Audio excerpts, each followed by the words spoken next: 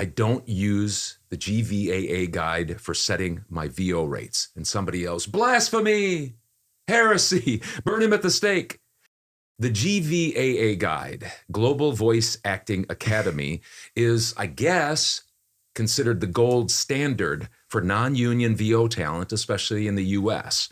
Now, recently I was listening to another podcast that featured a well-known VO coach, and he was interviewing the creator of the GVAA rate guide. The inventor said that most VO talent turn to the GVAA regularly each week, sometimes every day, to help price their VO projects. I never have. Again, I'm not trying to be controversial, and I'll say in another time, in another Todd's do or don't, is that if you want to use the GVAA guide as a guide, then I say go ahead, use it. But don't use it as the gospel. There's a difference. Nobody came down, the voiceover God didn't come down with his finger and write the GVAA guide on stone tablets. The VO commandments. Right. It's fine if you want to use it. It's just fine. If it helps you, if it makes you feel like that's a standard that then you can go to, producers and say, well, I can't work for that because the GVAA accepted rate is thus and thus. I just don't. Again, if you need it, use it. I don't. Bottom line, run your business the way you want to, but I determine success, and my success first and foremost by the amount of money that I make. That's not everything, but that's the first thing. Everything else, as I've said, goes off of that. Now, just maybe Demond will put these figures on, and you've heard me talk about it, and it's not bragging. It's just simply to make a point.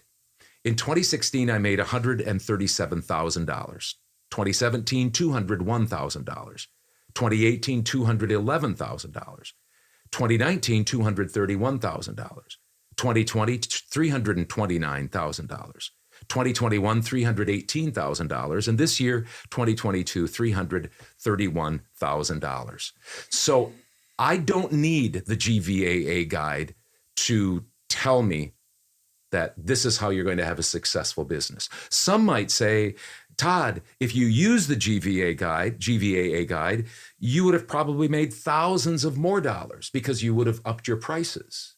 You've left thousands of dollars on the table. Mm-hmm. I don't buy that. Mm-hmm. I don't buy that way of thinking because I also would have priced myself out of a lot of work. And so I didn't want to do that. And just so you know, I didn't know about the GVAA guide even up until like 2018 or 2019. I'd never heard of it. So it's not like I went out and started my business saying, I'm going to be anti-GVAA guide. That's not my point. I'm not trying to be controversial. It's just that I built my business the way I built my business, and my business is successful.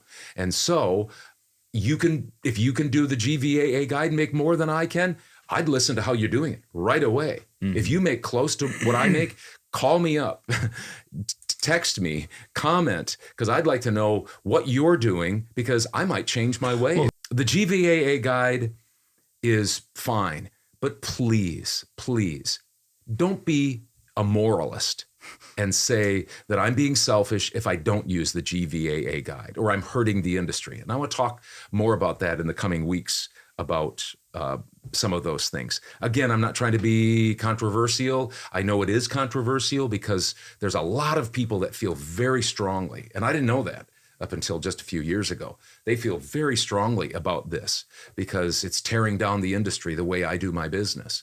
And I'm hurting the industry, and I'm hurting the people that have built this industry.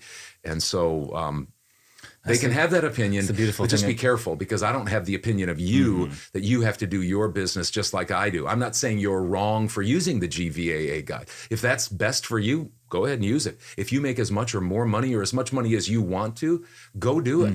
If you think that helps the industry, do it. But don't be like that. There's so many people like that.